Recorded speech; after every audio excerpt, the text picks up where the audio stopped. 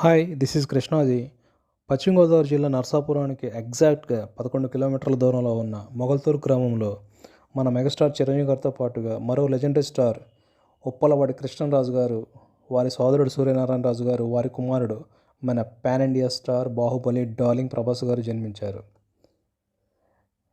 2022లో కృష్ణరాజు గారు మరణించిన తర్వాత ఆయన సంతాప సభను మొగల్తూరులో ఆర్గనైజ్ చేసి 1,00,000 మందికి పైగా భోజన కార్యక్రమాన్ని నిర్వహించడం అందరికీ తెలిసిన విషయమే. కృష్ణరాజు గారు, ప్రభాస్ గారు స్వగ్రామానికి వచ్చినప్పుడల్లా ఎన్నో దాన ధర్మాలు చేసేవారు.